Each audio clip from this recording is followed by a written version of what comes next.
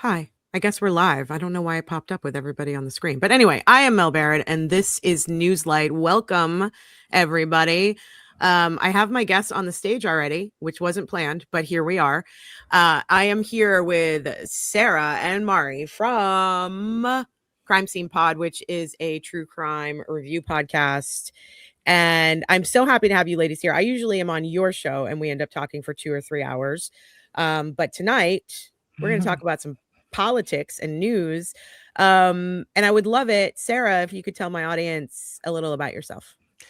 Hi, everyone. It's great to be here. I hope, but I've been listening to Newslight since it started, early subscriber, and your guests have been so funny and smart and all of that it's a little intimidating to walk in their shoes, but I'll try. So in case you can't figure out from my accent, I'm Australian. Yes, this is an Australian accent. I can do one of these if you want me to, but it's not the only Australian accent that there is. It's like saying American accent, right? So I've worked in, the performing arts and writing for my whole life. And then I found podcasting during COVID. Mari and I got together, and she's my best work wife ever. She's fabulous. So my current day job, as it were, is I'm a journalist with InStyle magazine. So I talk about beauty and fashion and hair, which sometimes I think is beside the point, and other times I think is like super important to have beauty in the world and think about. I mean, I know it's capitalism and all of that, but at its highest kind of calling is about recognizing that there is beauty and recognizing that there is art. So that's my highfalutin thing. Also, it pays the bills. So yes. And Mari, you're right down the road from me. You're not in Australia. No, I'm not. I am in the DC, Maryland, Virginia area. If Sarah is the art, I am the science. On Crime Scene, we review true crime documentaries, but from the slant of like production value, again with Sarah's directorial eye, and then from a evidentiary scientific background, because I have a bachelor's in clinical laboratory science and a master's in forensic science and DNA and serology. So I'm currently working as a professor at a prestigious university. And but don't let that fool you. I am also the funny of the smart portion. So science funny. That is true. I can attest. Yeah, I can attest. I'm so glad that you both are here. I've been wanting to talk to you a lot about what's going on. We all have different perspectives, with our backgrounds and where we live and who we are. And, I want to say right off the top, I've been focusing the first few episodes on Epstein stuff because I feel like we can't let the story die, which is something that I think there are some people in this country and around the world who would love for this story to die, and would even be willing to start wars to get it to die away. But I really feel like I need to keep talking about it. And new stuff has been coming out every week that is not making me feel great about anything that's happening in the world. So right off the top, tonight we're going to talk a little bit about the war in Iran that we started with Israel against Iran, and your thoughts and opinions on that and why you think we're there and the legality of it. And Sarah, I'm really interested in your perspective because I have friends who are obviously all over the world, but I haven't really had a chance to talk to anybody about what's happening right now and how the world sort of sees the United States and, and how what we're doing globally is affecting you. So, yeah. Right off the top, let's talk a little bit about Iran. So the war started a couple of weeks ago. They said it was going to be something that was short, although today I noticed that we were starting to do voluntary drafting.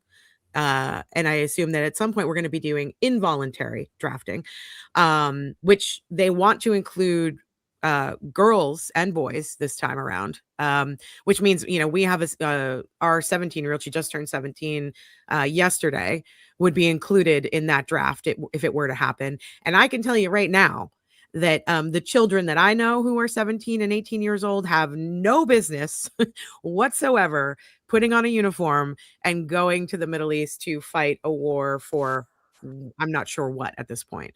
So there's some scary stuff happening. I'm old enough to remember when we invaded Iraq. I'm old enough to be at the tail end of Vietnam. And I cannot believe, after watching the campaign that happened in 2024, that we have attacked 7 countries now, and we've started basically what feels like it's about to be World War III. Sarah, I want to start with you. How are you all seeing this from the outside? And you're one of our allies. So what kind of pressure is on you right now to get involved in this conflict? And are you involved in the conflict? Well, yeah, big time ally. We followed you everywhere. We followed you into the Korean American War. We followed you into the Vietnam American War. We followed you into the Iraq American War. So you call, we come. Yeah. But we're not in your region. So we have this real split because we're in Asia. We're Asian. We're playing soccer, football in the Asian Cup currently. Right. And so we have this split of like a cultural and political and diplomatic allegiance with America, American culture. All our lives, we have been inundated by it. We know so much about it. And yet we are an Asian country. And we have a huge population from Asia, born overseas and born here. So we are a little split. So currently we are in taking a defensive position in the Gulf to defend UAE and other countries from Iran. And that's acceptable because defensive is defensive. But when you talk about attacking or offensive, it gets a little tricky. I certainly on any podcast I'm on, I do hold back. I try not to be rude about America because I know you're all snowflakes and you can't be criticized. Yep. So I am going to be very careful. And I like America and I love America and Americans and I have many friends. And of course, you've all been on my mind. We currently can't come to your country. Even before the Iran war started, we couldn't come. Because of the onerous amount of material we had to give over in order to come. And now the foreign ministry is saying, do not travel in the next 5 months, which is huge for Australians because we travel all the time. But what I wanted to talk about offensively is that, as your listeners will know, an American submarine just blew up an Iranian ship and left the survivors to struggle and drown, such survivors as there were from the explosion to struggle and drown. So that's a war crime. Yes. It wouldn't be the first time that's happened in the past 6 months either. Exactly. A war crime in a war that in my opinion, is not legal. But the problem is, and I said this to you, Mel, before we started recording, it's like you're the crazy friend, America's the crazy friend that we follow, and then we get into trouble. Sure. Because there were Australians on the submarine. So there are embedded Australians, about 50 to 100 service personnel. Obviously, the details are kept very quiet.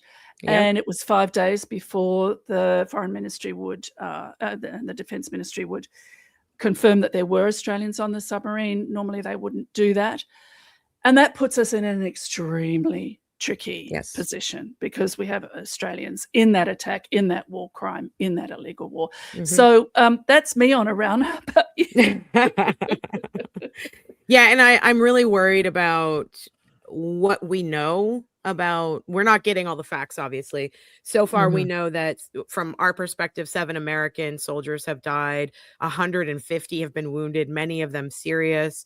But I don't know if that's real. I don't know what those. I don't. Unfortunately, we're in a position, or I'll speak for myself. I'm in a place where I don't trust what they're telling us because they spent the past week saying that it was Iran who bombed the school and killed 156 schoolgirls. And then today it comes out that no, it was actually one of our bombs that did that. And yet our president today on, when answering questions, when he was going back and forth from Air Force One or whatever he was doing with his giant cankles, he he basically was like, oh, I didn't know anything about that. After yesterday being like, I'll accept whatever the report says. And I'm pretty sure it was Iran who did it. But now he's like, I don't know what you're talking about. So how do we, Mara, you can really speak to this because, like I said, you and I live in close proximity to the nation's capital.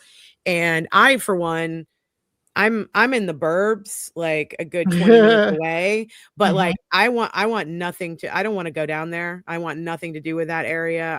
I stay away from it. I've had friends who have been in Ubers who've been pulled over by ICE and like lost their Uber driver, and they're just sitting in the back seat of a car in the middle of the road. Like how are you feeling right now? Well, I mean, what's happening in your life, and how do you see this? Well, like Sarah kind of pointed out, we're looking at a war crime within a war crime within a several war crimes. So. It's a nesting doll. Of war crimes. It's a Russian nesting doll of war crimes, if you will. That part. Yeah. As somebody who does have to drive into DC like every day, and I told this story on Crime Scene. I told the story. I see literally as I'm driving in, all that these federal agents who are in the district are doing are just gunking up the traffic and making the city move slow, to be quite honest. Which it was already bad. It was already really bad driving around in DC. Yeah. And now I'm sitting here park police, like the park police are slowing everything up. FBI, Homeland Security. There was one agency where I was like, why are you here? And it's just a lot of law enforcement on the street. And so the story I told on Crime Scene was me and my friends had went out we had went out like bar hopping in on U Street. And bar hopping sounds so cool. We were not bar hopping. We were just you were on a pub crawl, is what you meant to say? No, not even that. Not even a pub crawl. We went and saw the Gay Men's Christmas choir. And then but my husband met up with us, and he's across the street, and we're like trying to like wave him down. We're like, Jay, trying to wave him down, and he's across the street. He hadn't seen us yet. Next to him is literally a group of like 3 to 4 Homeland Security soldiers dressed in all their regalia, and they're just like they're like waving back at us, like laughing, and we were like, oh, not you guys. Not you. They do nothing. They just stand there, and they just. And I feel bad for them. Like I say that as feeling bad for them because they're there doing nothing on assignment in quote unquote danger. They were in danger at one point. We did have the killing of a few of those guards there down here a few months ago, but that would not have happened if they were not here. They should not be here doing nothing. They should not be here being intimidation. In dangerous situations that they don't need to be, or in, again, like I said, peaceful situations where they're just shooting the breeze and doing nothing. Were they wearing masks? No. These were I want to say, it was either DHS or FBI police. They had full like names on. They were actually pretty cool. They came and said hi to us. But have you seen the banners? Have you seen the Trump banner over the DOJ, the Hitler banner? No, I haven't. So I've seen images of it. The Department of Justice, which is supposed to be completely separate from any political anything or the administration, they've literally hung like a Hitler-esque banner of his giant face over the Department of Justice, just to like signal that there is no, it's all one. It's really his DOJ now, which is going to lead us into what we're going to talk about next. But I think that, I mean, we're lucky here. We're not Minnesota. I'm surprised it didn't get uglier in DC, to be honest, but I think that we just have so many forces on the ground there that people are terrified. So they're just like, people are in hiding. They're walking a straight line. Like when we had we had a huge snowstorm, like 2, 3, 4 weeks ago. And here, like I grew up in New England, which is like a foot of snow is really nothing. But here everything shuts down for 2 or 3 days. And I live in like a townhouse community, and we have like an HOA that do you know what an HOA is, Sarah? Homeowners Association. Yes. Yeah, so we all pay we pay into the homeowners association, and they come and they take care of the landscaping, and they clean up snow, and they do stuff. And we went for 3 days, and there was no snow cleanup because the guys were terrified because ICE was patrolling landscaping companies because they knew they would be out in force to clean up the snow. And so it shut us down because none of the guys and none of the women and men wanted to come to work and clean up snow because they were afraid that ICE was going to take them. And so not only is it affecting like people's work days, and I'm not talking about me, I'm talking about the people who work for the landscaping companies and their families, they can't go to work. But there's this fear that if you go to work to help clean up, that you're going to get deported, you're going to get arrested and sent to, Dilley or wherever, and you're going to be separated from your family. And then it shuts everything down on like an infrastructure level. Yeah. And can I just say real quick, like with DC as well, I really think that we didn't turn into like a Minneapolis because again, DC was peaceful. It was like nothing was going on for them to need National Guard. And when I say you're putting them in a dangerous situation, you are bringing them there. Their presence is creating the dangerous situation. Yes. And just luckily here, it's just like, it's a pretty in and out population. A lot of people live in the suburbs like we do and stuff like that. And it's just like, what are y'all doing here? Again, nothing's going on. Like there's nothing to patrol.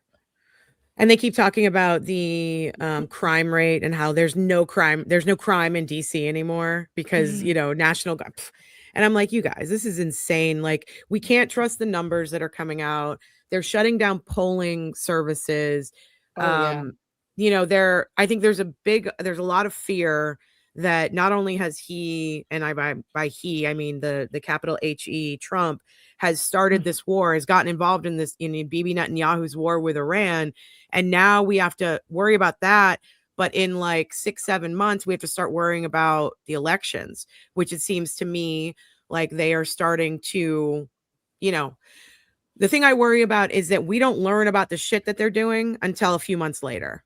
Yeah. And by that time, it's sometimes already too late. And so I wonder how long this has actually been in the works. I'm going back to Iran now. How long has this been in the works? They didn't have a good plan going into it. It felt from our side, it felt like he was forced into it. It happened overnight. It was very quick. And to me, it's hard for me not to see one of two things, or maybe both. And that is, did we bomb Iran because he wanted to distract from the Epstein files, or did we bomb Iran because his benefactors basically were holding things over his head that have to do with the Epstein files? But at the end of the day, why not both? And exactly. And I hate to sound like an insane conspiracy theorist, but a lot of people stopped talking about the Epstein files as soon as we started bombing Iran, for good reason, because that's a pretty big friggin' deal that we might be in another endless war and our kids might get drafted. Yeah. Good enough reason, I guess, to stop talking about the Epstein files. But it's one of the reasons why I'm going to keep doing it here. I think we can walk and chew gum at the same time and talk about both. Sarah, do you have, from the outside perspective, would you have an opinion about why you think we did this? I have many opinions, all opinions my own, and you can chat, you can fact check me on anything I say, please do. I would have it as welcome. I think that the man, he is, look, it's not out of the ordinary to say that he has frontotemporal dementia. And what, Mari, your science, but what distinguishes that from other sorts of dementia is confabulation. So if you have Alzheimer's or something, you go to the place where you should have known something and it's just blank and there's nothing there and you can't remember. But with frontotemporal dementia, as I understand it, you go to the place where the information should be, it's not there, so you make a story that you absolutely believe. And I think we see that confabulation, so that he said his father was born in Germany, which he wasn't, just as one example of many, that he doesn't remember or doesn't know or did know or did it for this reason or did it for that reason. Yeah. So one of the reasons that he's so dangerous is that he believes what he says. And my other observation, which kind of ties in with that, is, and it's not, I'm not alone in it, is whoever he spoke to last, that's his position. Yeah. Yep. So when he had Zoran Mamdani in the Oval Office and Brokeback Mountain all over him, I mean, he was mad for Zoran, as who wouldn't be. Yeah. Even those of us who are queer maybe are going, yeah. No, he's very handsome. And because he's magnetic and he is honest. As a politician, he speaks words that you can understand. And for days after that, Trump was talking about affordability. I thought, affordability? What? Yeah. What? Foreign That's concept. That is sort of the lighthearted version of it. The other version of it is that Bebe says, we're going to do this and it's going to be great for you. And Trump says, yes, we are going to do it. Yeah. Because I have never heard articulated the outcome that America wants from its war on Iran. No. Well, we don't know what we're doing. I mean, I in my opinion, he realized after he bombed the fishing boats and got Maduro out of Venezuela, he realized I have the coolest tool in the world, which is the United States Army or military. I can do whatever the fuck I want. Yeah. Like, and he just was like, let's do it. Let's go bomb some people. It's costing us $1 billion a day. It cost us $5 billion in the first 2 days that we were at war in Iran. No money for healthcare, apparently. But no money for healthcare. No money to, and we're making fun of and we're ripping apart moms who are on Snap and who want to buy a cookie for their kid. Right. But yet we can afford $1 billion a day war and 5 million in the first 2 days. And one of the things that's really stuck out to me in the past week sort of news is how much Jared Kushner was involved. Unelected. He's not the only unelected person with a lot of power, but he is son-in-law of the president. And Jared Kushner has been in this role for a very long time. It actually came out in the Epstein files in the past week or so, or people have discovered it finally, that Jared Kushner, the FBI was saying, we think Jared Kushner is the one who's actually running the government in his first term, which... it seems that way. And, and I've always wondered about the relationship between Jared Kushner and Bibi Netanyahu. They've never hit it. Do you have any thoughts about Jared Kushner and his role in any of this, Mari? I was going to ask, I didn't hear about this second Jared Kushner information. So did something you said recently came out? Yeah. So he did this Iran thing? Oh, he did. And Trump has said it. He relied on 3 different sources for information about his opinion that they should bomb Iran was based on facts given to him by Jared Kushner and the real estate dude that he sends everywhere. He goes to Russia. I can't think of his name right now. Also unelected, and I had it in my brain what that. I know. He's always on the phone with Putin. He's always going to the meeting. Oh, Steve Witkoff. That's right. Witkoff, Kushner, and... was it Lindsey Graham? Was it Lady Graham? I can't remember. But so he literally was like, well, it's my opinion, but that opinion is based in fact. And that's why we bombed them. And the facts came from Jared. Yeah. And they're 2 weeks away from nuclear bombs, even though they've been 2 weeks away from bombs for the past 20 years. Yeah. 50 years. For a really long time. Is this like, like make a wish for Bebe? Make a wish. Yep. I keep hearing that. This is Bebe's make a wish. He wants to bomb Iran and he had a lapdog that allowed him to do it, which is Trump. I mean, he is walking crazy. That dog. And there's so many reasons why, because it is so convoluted. It could be that, these are Trump's benefactors. It could be that he's trying to distract from the Epstein files, or it could just be that, right before we bombed Iran, I was hearing, through the Twitterverse or whatever, people being like, okay, so he's stuck between a rock and a hard place, because if he bombs Iran is going to release all of the photos and videos they have of him from the Epstein files. If he doesn't bomb Iran, Bebe's going to do it. So we have a compromised human being, and I say that term lightly, in charge of our government, in charge of the purse, not paying attention to Congress. Congress has the war powers here. And I hope that everybody understands that Congress really should be voting on whether we go to war with somebody. But we have a buckled, weak-kneed Congress, and the majority party is bolstering whatever he wants to do. They're starting to peel off a little bit, I will say that, but it's not enough. And for a decade now, I have been so concerned about the fealty this party has to this snake oil salesman. Right. And just again, real quick though, too. So with Congress and the war powers and all that, it feels like they're letting him do it so that they can't say that they did it. You know what I'm saying? Like Right. which is stupid, right? Because if we're voting on war powers, like a war act, like to start a war, presumably you would want them to vote no.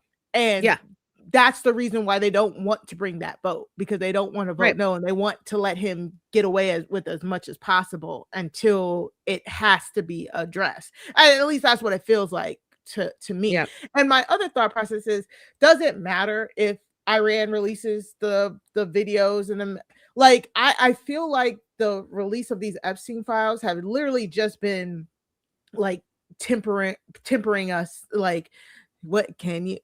Is this okay?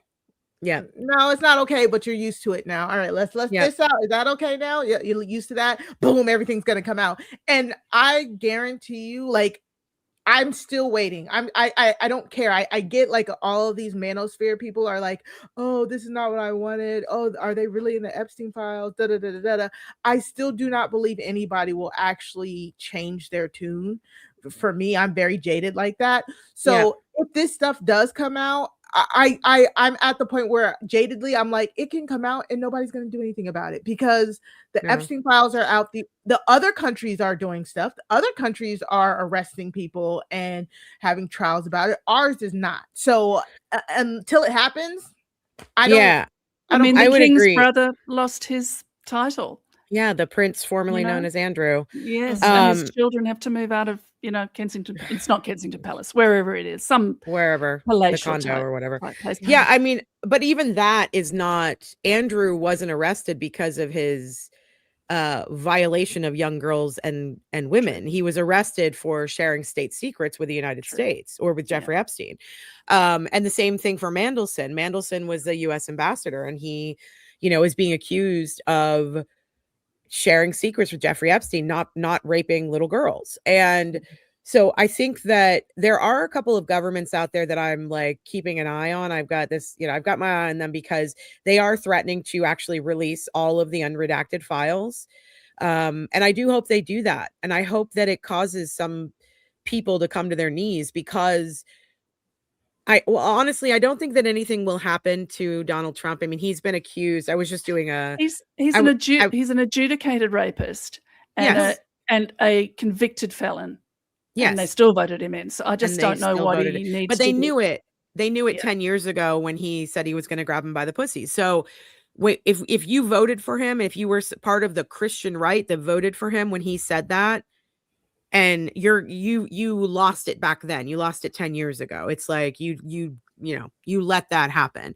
If you voted him in when you watched his rallies in 2015, where he was encouraging his supporters to beat up, women and people of color and take them out and I'll pay your lawyers' fees and all this shit. And the violence that started at those rallies, that was a turning point for us. And we just ignored it. And the mainstream media ignored it. And now we're here, starting World War III. And that's what those of us who could see it coming and were warning about it, this is what we were warning about. We were warning about World War III. We were warning about American citizens being shot in the back on the streets in Minneapolis. We were warning about families being ripped apart. We were like, these are all the things that we've been talking about for a decade. And I am annoyed as fuck to hear Joe Rogan be like, I mean, we had no idea. Yeah. Like Exactly. he said he wasn't going to start a war.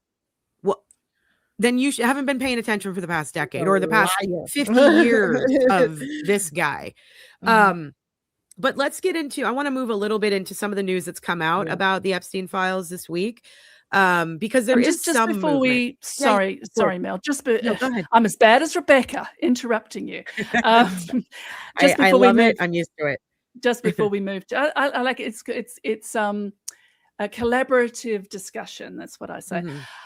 So before we leave Iran, people who follow sport, or even maybe people who don't follow sport, may know that the Asia Cup is on here in Australia at the moment. This is women's football from the Asian region, and the Iranian team is here, and 7 of the women have been offered and accepted asylum from the Australian government, so they're in safe places at the moment. And there was another woman who accepted asylum and then changed her mind. I don't know why. My thinking is that there were threats to her family in Iran. So just saying, we saved 7. I don't know if that counts. But I don't know what news outside of the US that Americans consume. I know you and Mari do, but I'm not sure in general how much. I mean, I've had Americans surprised I speak English, or that I speak English so well when I go to America. We're so ignorant sometimes. So I don't know if Americans look to the outside as much as we in Australia do. We're a small country. We're a big country. We're the same width side to side as the United States, but a much smaller population and obviously less powerful. So we're always looking to the outside. Well, I'm a soccer / football fan, and I was semi-pro. I played in college. So I follow pretty much anything that has to do with soccer. I'm a big, Premier League fan, and go Man U. We're moving up in the rankings. I'm really excited about it. And I love Michael Carrick. If you know what I'm talking about, you know what I'm talking about. But I did notice, I mean, I don't want the World Cup to happen here. And I hope that there are countries that are like, fuck no, we're not coming there, and I did notice that they were like, this week, Trump said that, Iran is still welcome to come to the World Cup and blah, blah, blah, blah, blah. I wouldn't want to come. I wouldn't want to come. I know. Like that'd be a trap or something. Yeah, that's what I'm saying. So it's like, he's talking out of his ass again. But I do pay attention to, I'm desperately upset still about what's happening in Gaza. It is a genocide. I don't know what the fuck people are thinking when they look at that and they don't see genocide. I don't understand that concept. So I do try to look outside, but unfortunately, when I'm looking outside, usually it's because we've done something fucked up to somebody else around the world. Right. So that's what I see. That's what I know. Yeah. So it is tough. I don't think that ever since the whole freedom fries thing, ever since 9/11 and France and the freedom fries thing, I was like, oh, we are dumb and ignorant and everyone in the world knows it now. Back when I lived outside of the country too, when I was younger. So I lived in Liechtenstein, for like 6 months out of the year for a few years because my father worked there, or my stepfather. And I remember being told when, because Americans wear white socks. We wore white socks in the 90s, like, high socks or whatever. And they would know that we were American because we would be wearing like tennis shoes and white socks. And back then you wore like colorful socks or dark socks or whatever. And so I remember even then at 13 going, oh, they think we're the dumbest people on the planet, and it's just gotten worse over the years. When the freedom fries thing happened, I was like, I'm moving to Canada. This is insane. I don't know what we're doing anymore. It's like guns, freedom fries, and America. And I don't know what happened. Everybody around me still call them French fries. So yeah. I mean, there was the I'm moving to Canada and I'm moving to Australia when Obama got in. And I thought, well, good luck, because all the things you don't like about Obama are here. So we have a left-wing. Oh, there she is, Ruthie. She's snoring in the background. She's so sleepy. Oh, she's been working so hard all day. So one of the other things that just reminded me, I read a story today. We were talking about the wildest news that we've heard. Oh, great. Thanks for burping right into the microphone. And that I read a story today that all of the white South Africans that Trump allowed to come in and have asylum because of the religious genocide that apparently is happening in South Africa, they're all like, oh, this actually really sucks. We're going back to South Africa.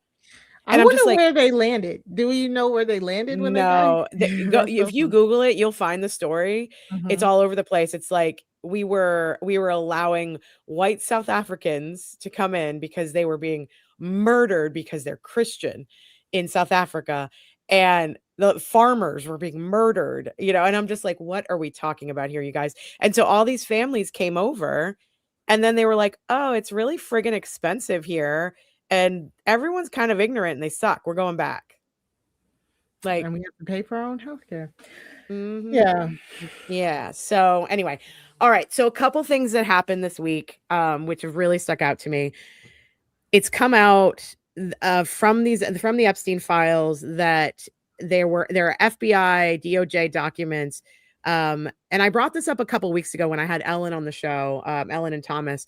There are documents in the files that basically the Southern District of New York was talking to the DOJ and like, hey, we're investigating the murder of Jeffrey Epstein. Like they say the word murder in the file. So I think when that happened, everybody started going, what? And they started, really looking into it. And what we've been finding, I need to just pull up my notes here. Hold on. Sorry. So there were two guards that have been highlighted, Tova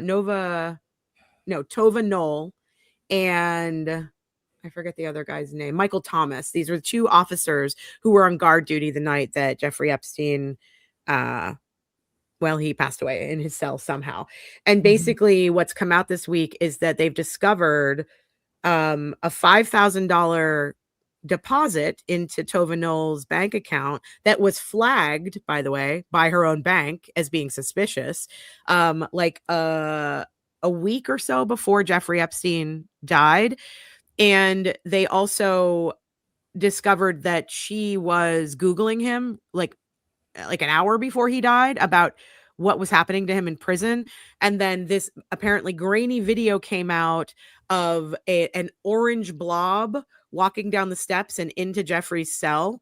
And they're positing that it was Nova delivering orange prison linens to his cell because he was found with the prison linens wrapped up, and that's how he supposedly killed himself.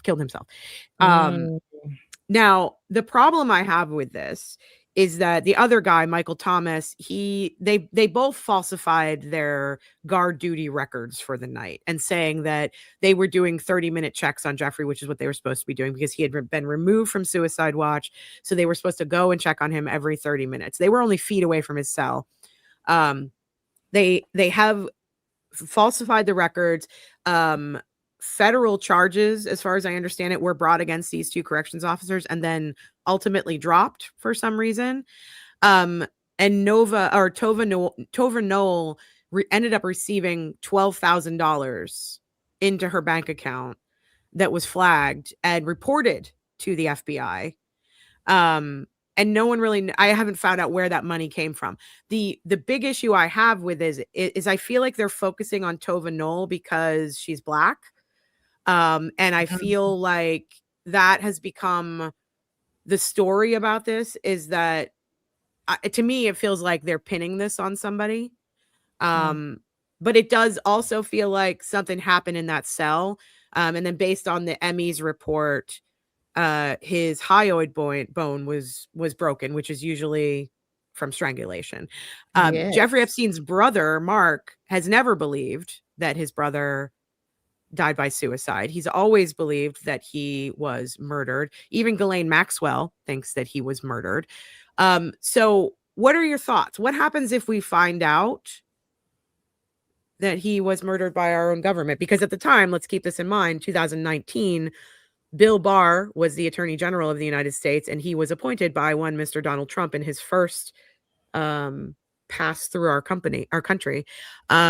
So a lot of stuff happened in 2019, which we're going to get into, but this is the first thing that stuck out to me in the news that came out this week. Do either of you have any opinions about that? What do you think? Is Jeffrey Epstein, was he murdered or did he die by suicide? I mean, I think we've all had suspicions of him dying via murder, because he knew too much. And the hyoid bone being broken, if in fact that's true, that really does point to strangulation. Who was I telling this to? I think it was my nanny or somebody. I think I was explaining to her what you would see in a body that versus like hanging versus strangulation. Because we were talking about something that sounds random, but yeah. By the way, I was talking to my nanny about hanging and strangulation. Come through science. I know because she's from Memphis, and they were having it. There's What's that to do with anything? What's Memphis have to do with anything? Because there was a guy who was found hanging in a tree on a college, and they were trying to decide between. I covered it on the In Between podcast. Yep. Exactly. Okay. Like if it was a lynching or not. And I think we were talking about those, but very, very distinguishable, because when you hang, right, especially when I then got into medieval torture calculations about how they had to use body and weight calculations on how to properly hang somebody from a guillotine. Oh wow, I did not know that.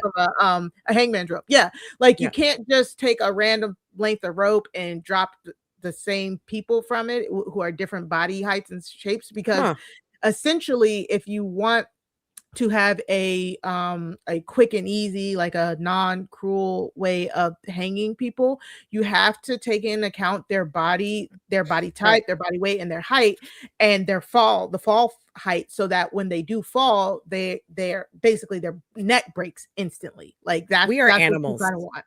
We've always been animals. Yeah. Okay. You don't want them sitting there choking and swinging. Like that's what you don't want in a non-cruel hanging, right? Well, I think some people do, but okay.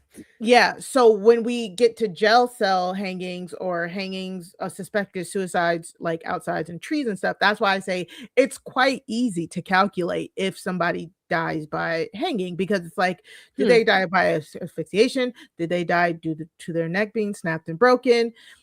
Again, your hyoid bone being so low in your neck. Yes. Where is it? It's like down here. It's like, above the clavicle. It's like, it's just like right above, like right around your voice box area. So when you're hanging, oftentimes the trauma is to the top of the neck and everything like that. So it's quite easy to determine these type of things. So the fact that if we don't have the full reports and stuff like that, it's because they don't want us to have that. You know what I'm saying? Like, it's quite easy to deduce if somebody died via strangulation, death by suicide via hanging, all of that. So well, I learned something. Oh, I'm glad. Thanks. I don't know why I be thinking people know that. Just for thank you. Sarah, what do you think? Do you think that he was murdered or that he died by suicide? Well, it makes more sense that he's murdered. Cui bono, who benefits? Who benefits if he is murdered is a lot of people. I suppose the same people benefit if he dies by suicide, but why would he? I mean, if you look at Ghislaine as I like to call her, Maxwell's treatment in the justice system and the sweetheart deal that he was getting, and you can't shame the shameless. He wasn't ashamed of what he did. No, so why would he kill himself? Why would he die by suicide? For what? Yeah, no, I know. What's he facing that he can't face? What is it he can't face? And it's always, I've always thought, I'm sure he did die by suicide, but it's like, why? It's very, very murky as to why, but I have come around to thinking it is more likely that he was murdered. Yeah. With what I have heard and read. Yeah. Rage Knitter in the chat says, or do you think he's wandering around Israel? There were a couple of videos and photos that came out of a guy. Brilliant. I mean, with AI, I literally can't trust anything anymore. And there were also there was also that video of the guy who apparently bumped into Ghislaine Maxwell on the street in Canada with her brother. And it's like, and everyone's looking at her video deposition where she pled the fifth. And I mean, I'll be honest, it did look like, what's his name? Michael, what's the guy who does the Austin Powers? Michael Myers. Michael Myers. It looked like Michael Myers in a wig. And people are like, that's not her. That's not her. And now look, she's on the street in Canada. I don't believe all of that necessarily. I think a lot of people do. But I think it's just muddying the waters. I think that people need to make a fantasy out of this sometimes because it's easier to deal with. Go ahead. What were you going to say, Mari? I was just going to say, well, I forgot what I was going to say earlier, but I feel like somebody should just ask Jen Shaw, right? Didn't we learn that, Sarah? Like somebody should just ask Jen Shaw what's going on, because apparently Jen Shaw from the Housewives was in the same prison. Well, Elizabeth Holmes. Elizabeth Holmes tweets, you guys. Elizabeth Holmes, the knockoff. Don't get me started on her. It's a very inspiring step forward. She is in the same prison and she tweets. How the fuck is she tweeting? She's writing it down and she's passing it to someone on the outside and they're tweeting on her behalf.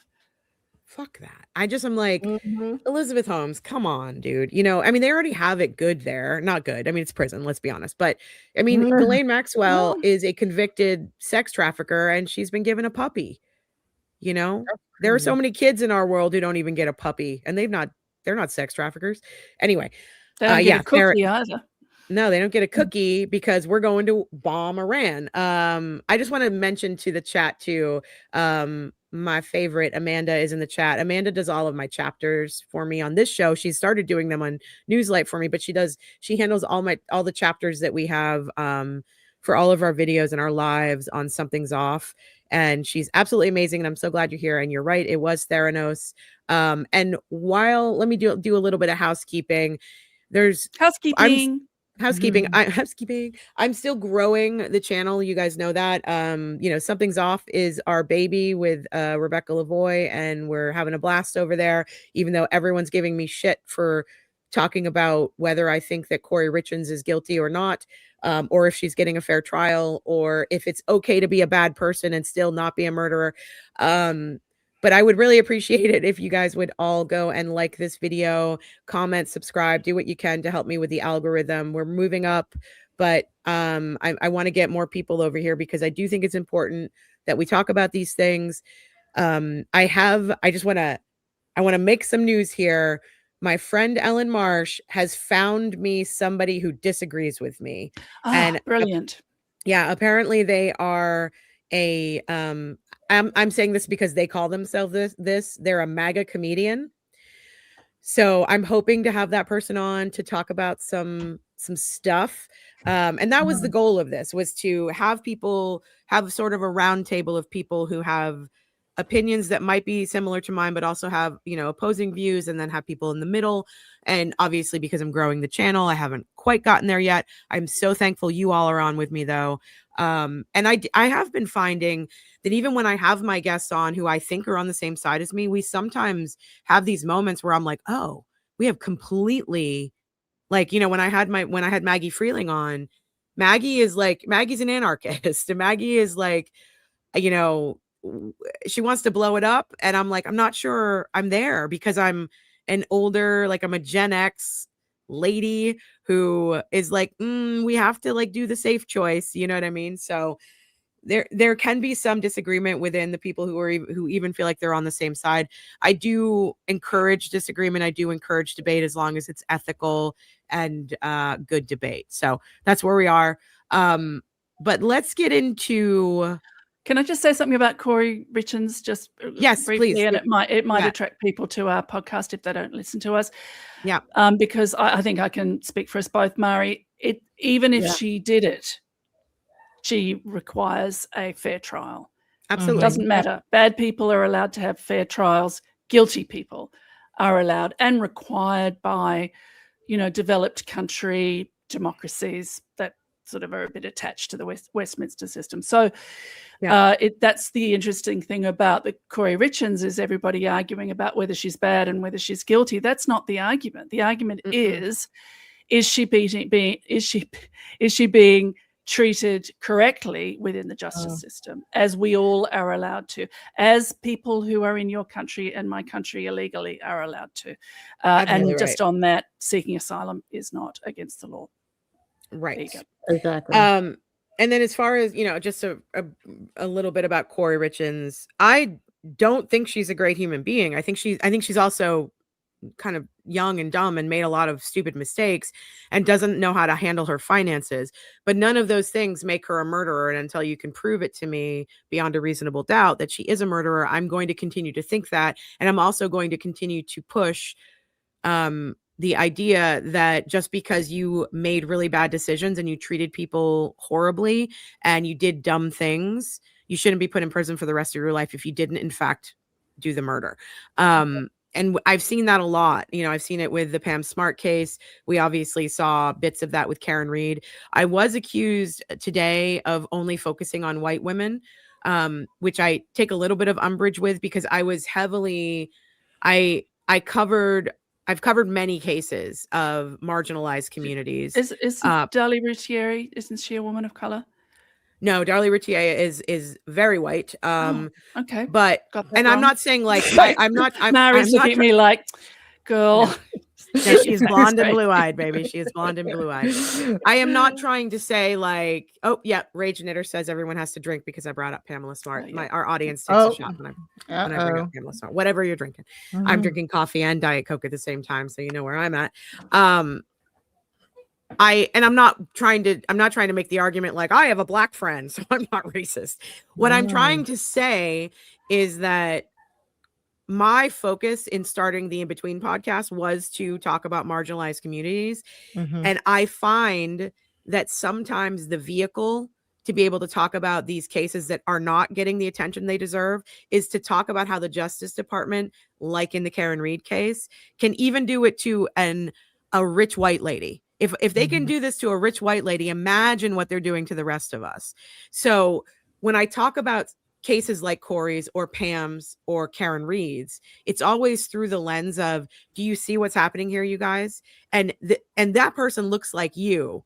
So if they're doing it to someone who looks like you, imagine what they're doing to people who are within the LGBTQ community or within the Black community, the Hispanic community, Asian community, any other community that you are not seeing. So there was a case that we covered in 1 or 2 episodes on Something's Off about the Fost case that happened in Georgia, where a man was convicted just recently, a Black man was convicted of murder and sexual assault of this white woman.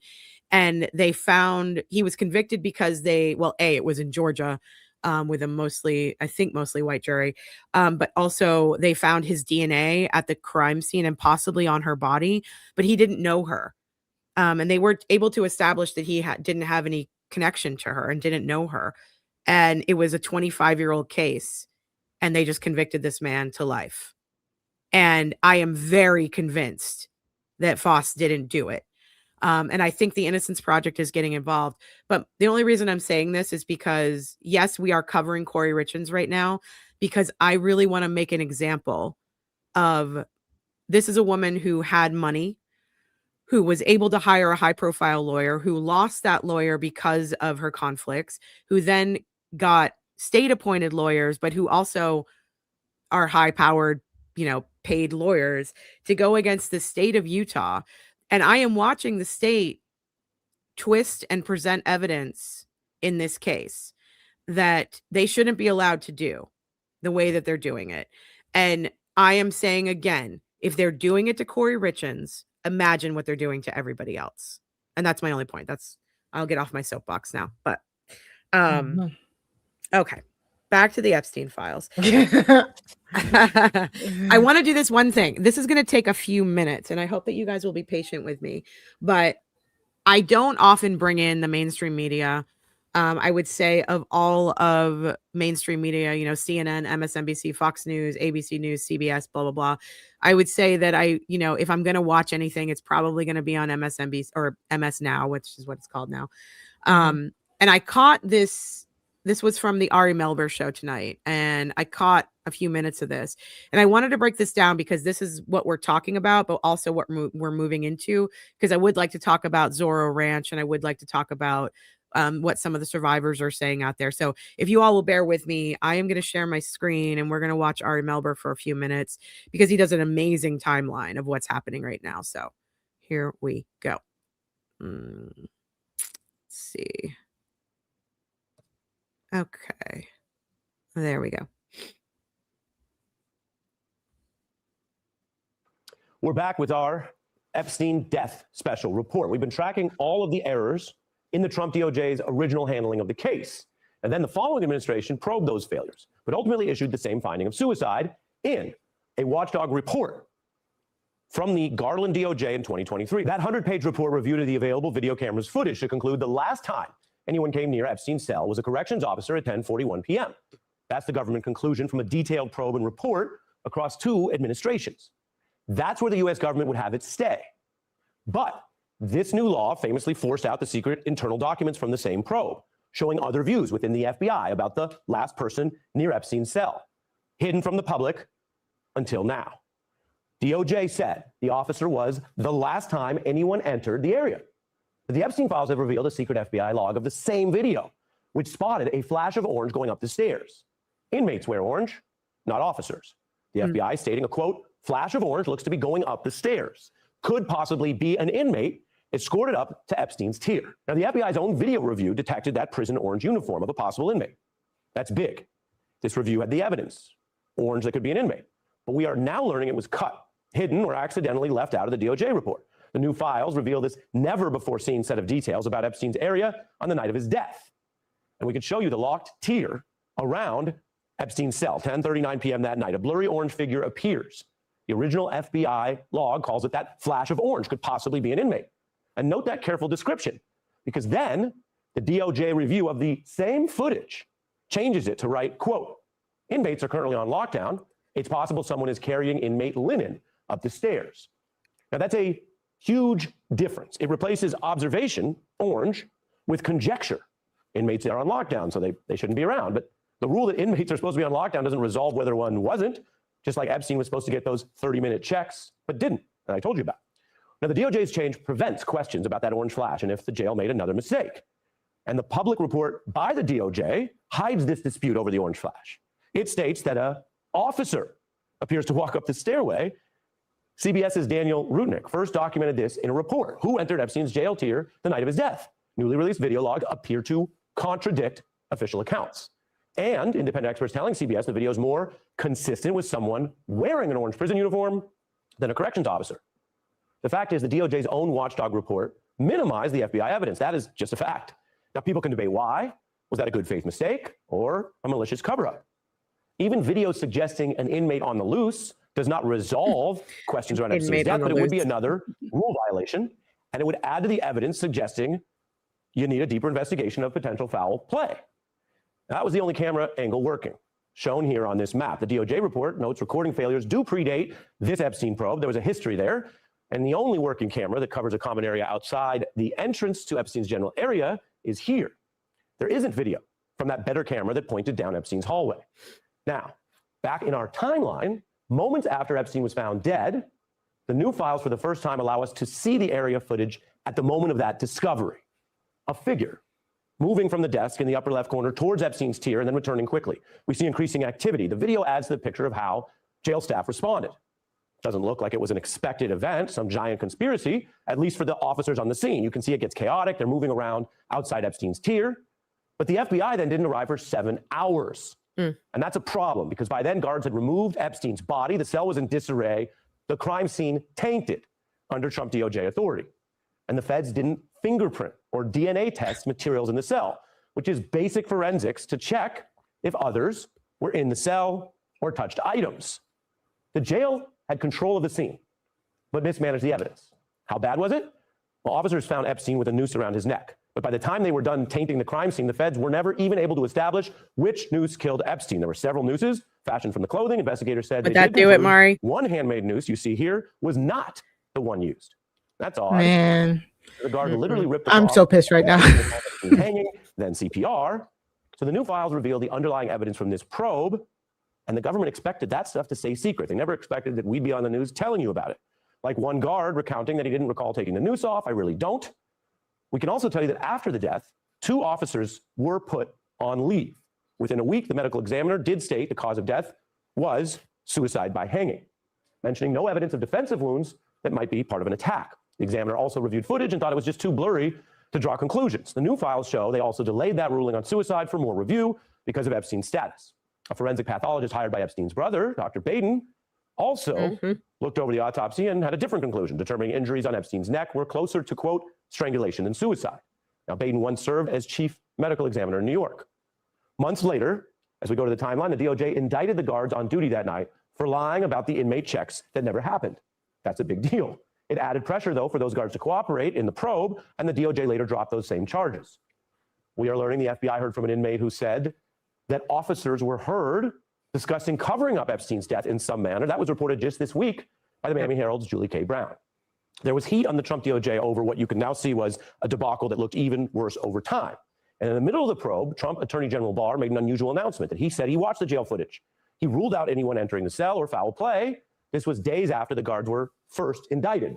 Barr giving his case, but there were so many failures, he didn't deny them, including, of course, the video recording. He just said the jail had a, quote, perfect storm of screw-ups. Years later, the DOJ report documents those failures, but avoided any mention of the crucial conflicting evidence I just showed you tonight, the flash of orange, whether a person or even an inmate was on the loose near Epstein's cell area. Now, it can be reasonable to make an investigative finding that it's unlikely anyone still entered Epstein's locked cell that night. Or you could state that the total evidence just doesn't suggest it.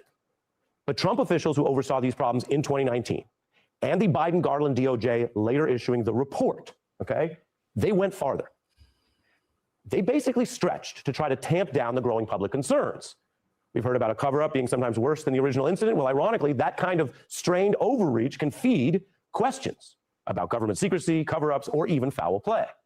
The CBS investigation noted the jail camera angle means it's just not possible to rule out if someone could have climbed the stairs and entered that tier. And this new law has forced out all these documents. It's made the DOJ finally show its work, and that's driving these fresh questions. Autopsy and 2 administrations did state Epstein took his own life, suicide. But other insiders disagree. Several saying they don't think Epstein took his life, including his brother, Ghislaine Maxwell, and the pathologist I mentioned. And some of those claims can be suspect as his defenders or even conspirators, but that's their view. And a former Trump attorney who Epstein hired in August, the same month as everything I just showed you, said, I don't think he committed suicide. He was very engaged in fighting the case. He had basically just hired me to kill himself 9 days later. Wouldn't make sense. So let me take this all together tonight. We live in a time of agendas and conjecture and rush narratives. I don't need Ari's The truth is usually slower and more complex. take on it. Anyway, I thought that was a pretty good timeline, and it leads into what I kind of want to talk about next. Do you guys have any thoughts on what you just heard, or do you want to just get into the next bit? My only thoughts are that, like, when you have a crime scene that contaminated, it's more than likely you're never gonna know what actually truly happens. Right. Plus that noose, like, with a noose that small, don't know Jeffrey Epstein's height, but I don't believe that he was that short. You really have to try, like, when you're in small confined rooms in cells like that, and let's say he decided to hang himself from the bunk bed, you have to work to kill yourself. Like, you have to actively sit down, like, you fight your body to, like, stand up and breathe. Like, you have to sit there and let yourself strangle for multiple minutes.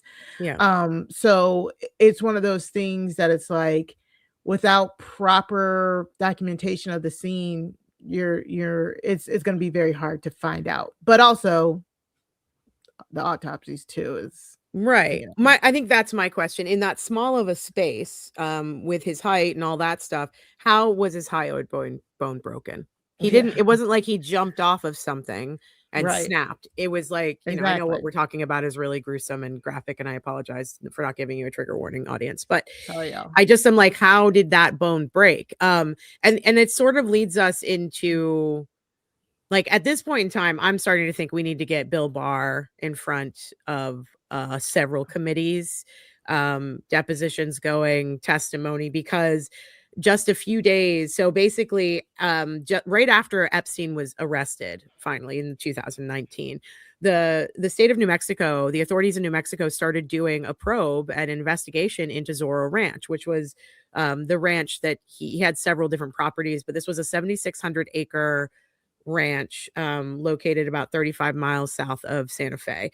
And the initial probe, basically state prosecutors began tracking down leads and interviewing victims who had visited the property. Now, there are victim statements saying they know that people were killed at that ranch and buried at that ranch, and possibly like burn pit sites and things like that. I mean, the guy ordered, I think it was 1,800 or 18,000 pounds of salicylic acid. They were delivered in 18-wheeler tankers, and there are pictures in the files to some of his properties. I mean, the guy had a trap door on his island inside the house that just led to the ocean. It was a hole in the ground, and if you opened it, it was black water beneath you.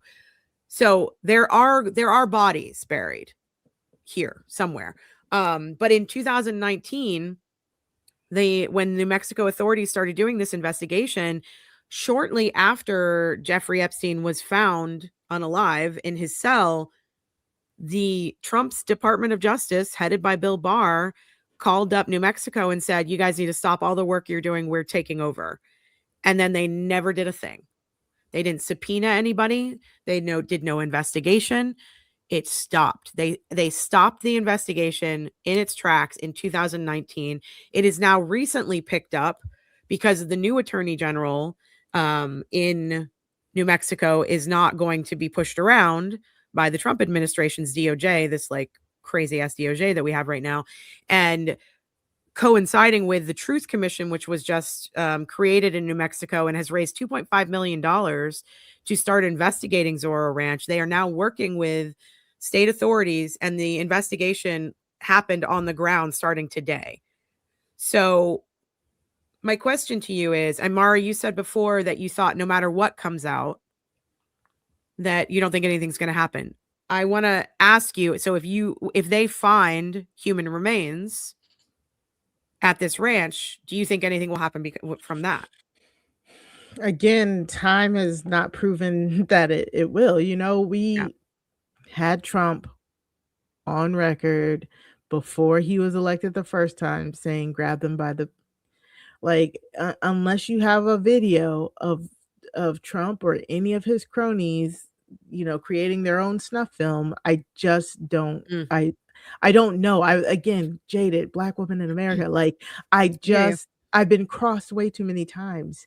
So I have like seen the groundswell of people who are literally like Epstein files, like what is going on with that, but it to me, it's like, it's y'all turn. Y'all better you want this unearthed, you better unearth it, because I'm just waiting. I'm just chilling, hanging back.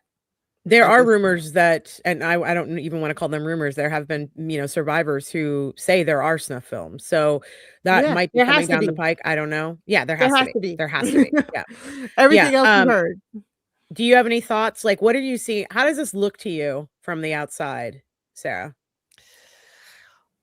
Well, first of all, it's kind of not the outside, because any woman knows what it is to be sexually harassed, sexually assaulted. And if you are a woman who has been neither, first of all, maybe you didn't recognize it or were told that it was okay, or maybe you've got to your great age and you've avoided it, in which case, congratulations. So when you say, how does it look from the outside? It doesn't feel like outside to me. Men getting away with bad behavior towards marginalized people, towards women, towards marginalized people. I think I was asking course. if we're handling it. Oh, really badly. I mean, Merrick Garland has a lot to answer for as well. Like He sure Bill does. Barr, Merrick Garland, Joe Biden. And I haven't looked into this, but surely, well, we know people knew before because the survivors came forward before, and the people who were there came forward before, and the people who went on their yachts and asked if they could come and visit the island and here are the ages and genders of my children that will be coming with me, knew about it. So it's a monumental failure. It's a moral failure, but it's also a legal failure. And the failure is not just America's, but America, holds a big chunk of it. So my answer to the question is you're doing super badly. And when I see, Mari, who's a firebrand and she's smart and she's an activist and she thinks really well about stuff, when I see her sitting back in a chair and just going, nothing's going to happen, it breaks my heart because I believe her. I believe her. And I don't want to believe her. And I want to say, no, something will happen. I know.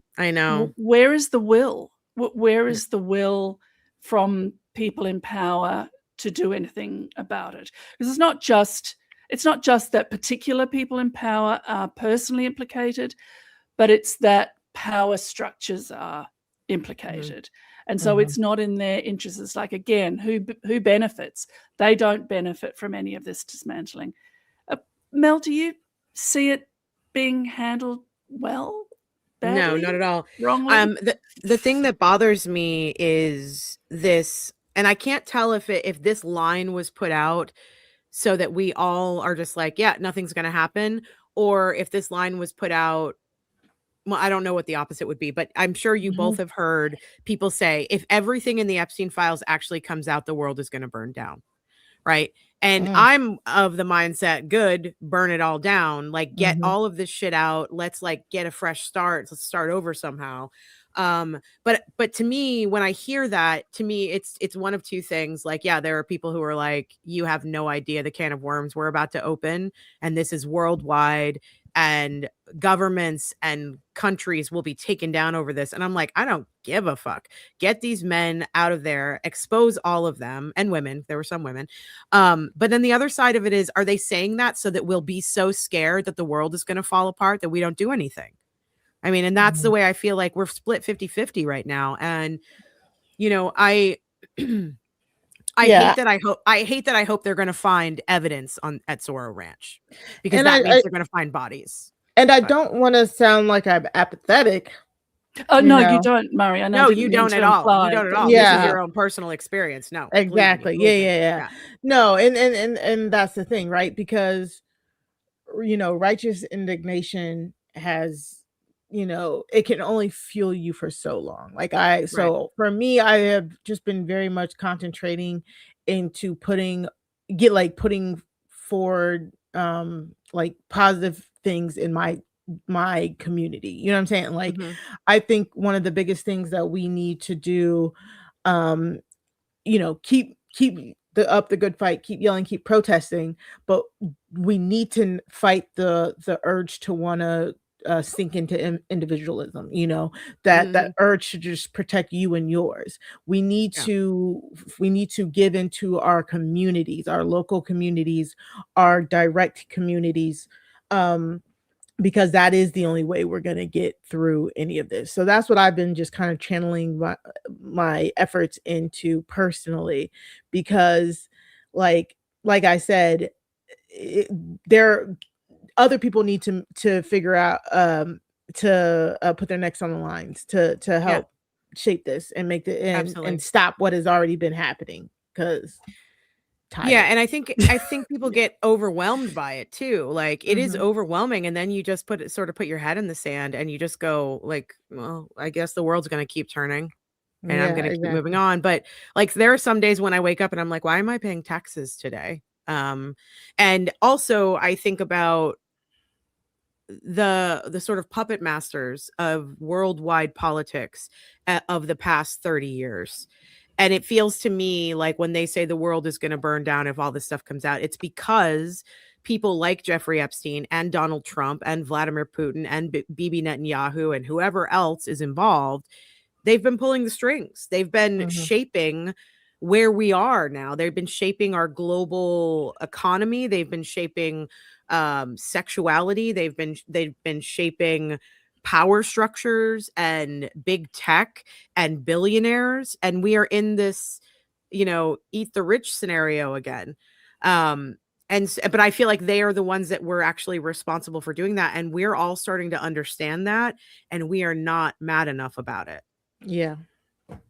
And I think like whoever's implicated, as some time ago, sometime in living memory, people on the right in America were saying, oh, but you don't want, to release the names of Democrats who might be in the files. Fuck that. But he needs to be in jail. Fuck it. I don't give a fuck. Say everybody. It was like in the Me Too movement, where, we jumped up and down with glee when it was someone we didn't like. Right. And then if it was an actor or someone that you did like, you really had to reckon with yourself and go, well, you can't make a carve out for them because you think they're great. They did it, and they need to be punished. And of course, they were all punished and never heard from again and never had any power or money again, which is the end. Good night, children. Even what you're saying, though, if I could just interrupt really quickly, because what you're making such a good point. Because you're talking about how polarized we've been for the past, 10, 15, 20 years. And they are the ones who created that polarization. It was manufactured. And now we are on opposite sides of the spectrum. And there are certain sects of the population who are looking at people who are other and saying that they're the enemy because these men who started 4chan, threads and Reddit threads and Pizzagate, they put us into these, bubbles. And now we don't know how to break out of those bubbles because we are so firm in our confirmation bias and our cognitive bias and hating the other side and thinking they don't understand us. We don't understand them. Let's have a civil war, or let's go to war with Iran or Venezuela or, Ukraine, Russia. And it's like they have created this system that we are now living in and feeling miserable about and hating each other for. And when we have to start recognizing that they're the ones who created this. Yeah. And I don't think that point has gotten through yet, that they created this. And I'm sorry to interrupt you. I just was like, I gotta, right. You were talking about polar, like our side. Interrupt. Yeah. It's really, but it is hard to wrap your head around. It's so big. I mean, we haven't even seen all the files. We've only seen, 3 million of the 6 million that there are.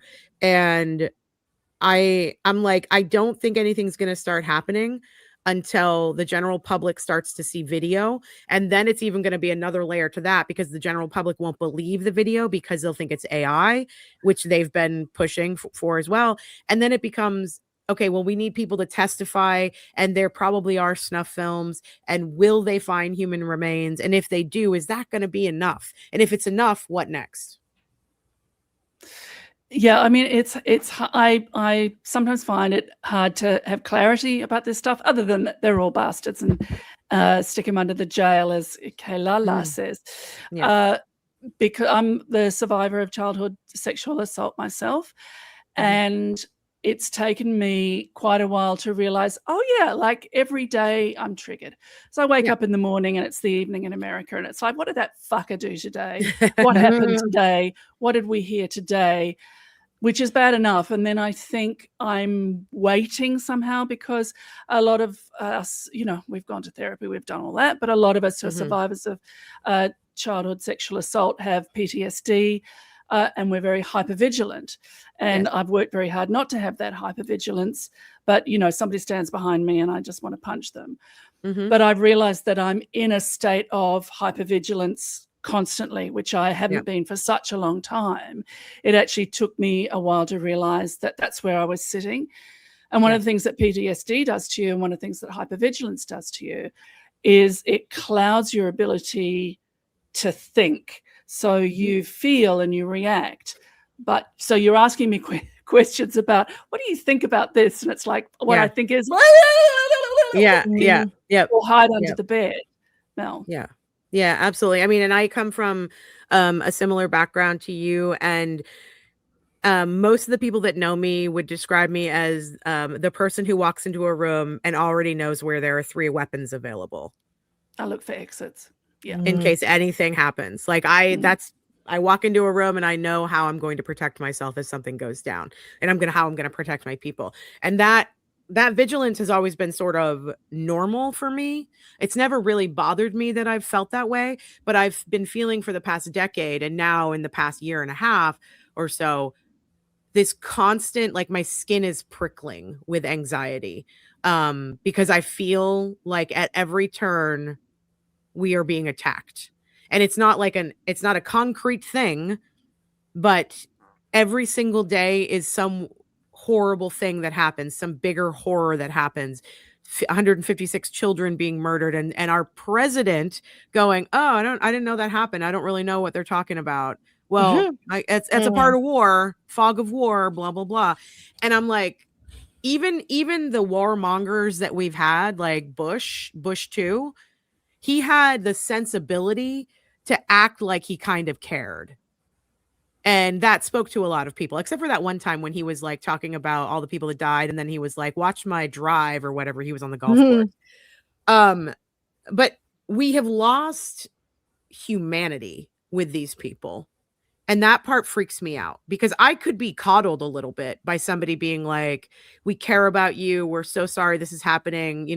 Like, at least be nice, say something nice. Don't show up to the, like, when the coffins are coming off the plane in your friggin' white baseball cap. Like, but Fox News accidentally somehow found footage of him saluting without the cap from a completely different thing. Yeah, it was from weeks ago. And how disingenuous. And they know that their audience is uneducated. They've drunk, like, they're drinking the Kool-Aid, and they know Flavor Aid. Mel, like, come on, you're a true crime girl. You know it's Flavor Aid. Flavor Aid. They're drinking the, what do I drink? What is it called? The electrolytes. Liquid IV. They're drinking the Liquid IV. Oh, Liquid IV drink. I love Liquid IV. I love it. But my point is that, like, they are so shameless and disingenuous that it is no longer about, well, it's never really been about doing the right thing, but there's not even an inkling of doing the right thing. It's about controlling the narrative. And that terrifies me, because now with AI, with, not knowing if a video is real, or watching, like, going back to Minneapolis, watching Alex Preddy get shot in the back and have people say, "We're not really sure if that's the way it happened." And disagreeing with what we are seeing in front of our own eyes is really scaring me. I'll be honest. Yeah. You should not be put in a position where you distrust everything. You know what I'm saying? Losing a sense of reality can be very damaging, especially in a time like this. That's why I think it's so important, like, do your research. No, actually do your own research. You know what I'm saying? Like, when the Epstein files came out, the one thing I definitely didn't do was just listen to all the blogs or anybody, so-and-so's in the files.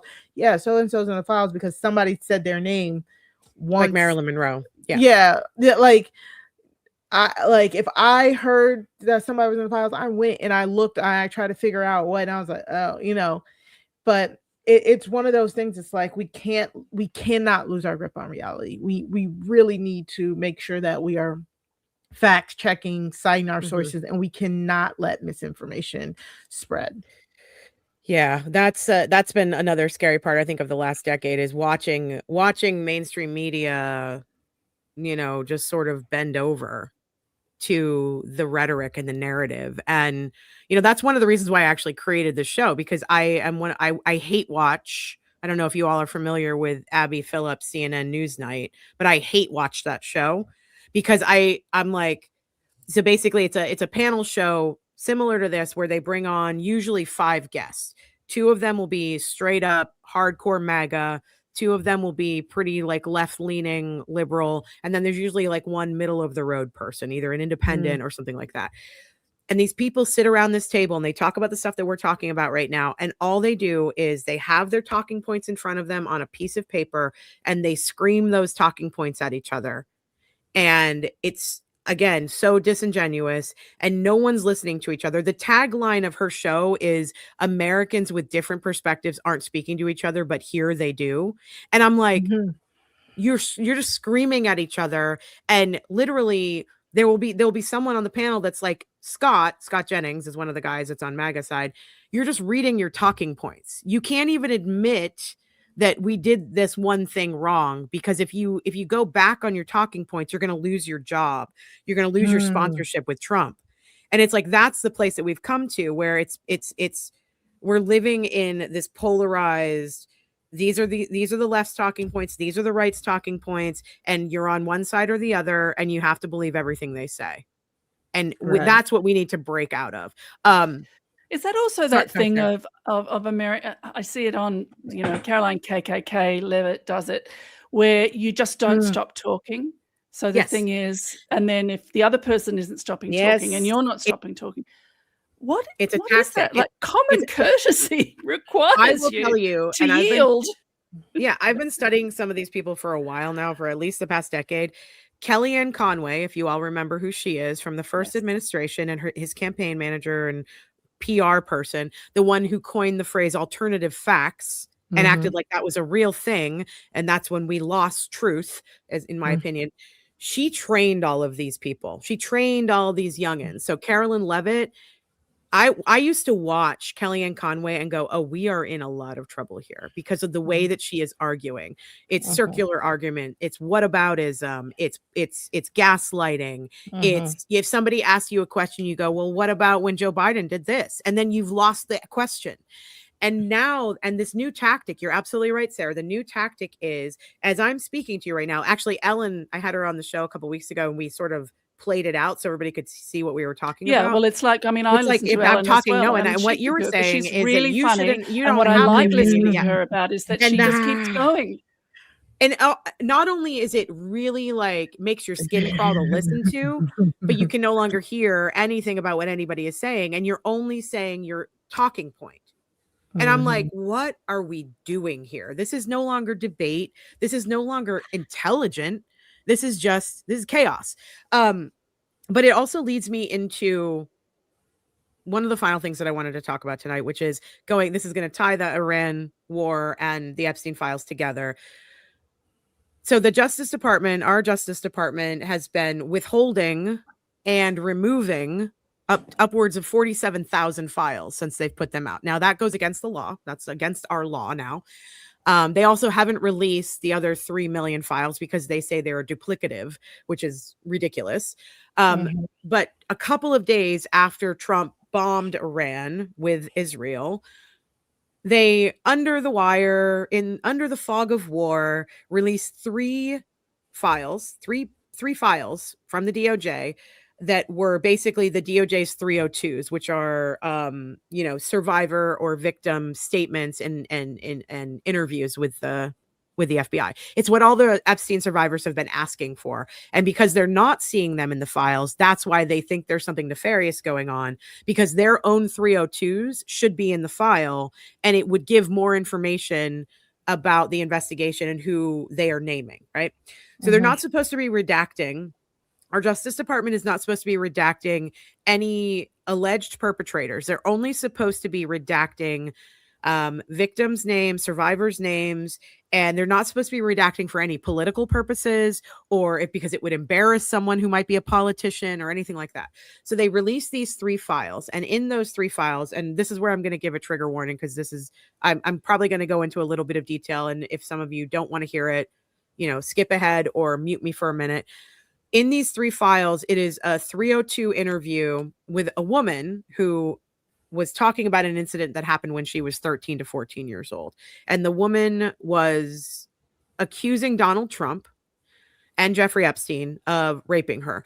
And the details of it are, at 13 years old, she says that she was brought into a room with Donald Trump. A lot of her story has been verified because her mother came forward and was like, yeah, we lived in South Carolina, Hilton Head. I used to allow her to go babysit for people who were vacationing on the island, which was how she got connected with Jeffrey Epstein. She didn't even know who Jeffrey Epstein was until she was an adult, and one of her friends showed her a picture of him when he started getting accused, and she was like, holy shit, that's the guy.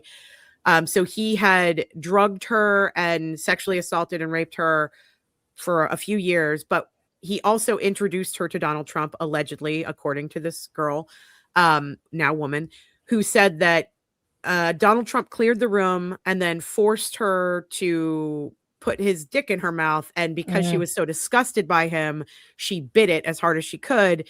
He then punched her in the face. This is after he told her I want to show you how little girls should behave. Punched her in the face and then called everybody back into the room and said, get her out of here. And that's sort of the gist of the story that she's telling. And by story, I mean her account of what happened. Now, everyone that has the Trump talking points is like, there's no evidence whatsoever in those files that Donald Trump did anything wrong with anyone. And also Kash Patel, our FBI director, is coming out and saying there was no evidence of sex trafficking at all in the files, except for Ghislaine Maxwell and Jeffrey Epstein, which is an absolute lie. And he lied in front of Congress when he said it.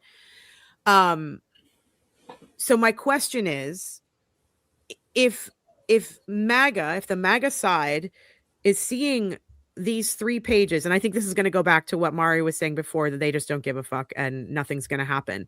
But we have a direct, the FBI interviewed this woman 4 times. They believed this. They were pursuing it. She is the one who walked away from it because she was being threatened, and she told them that.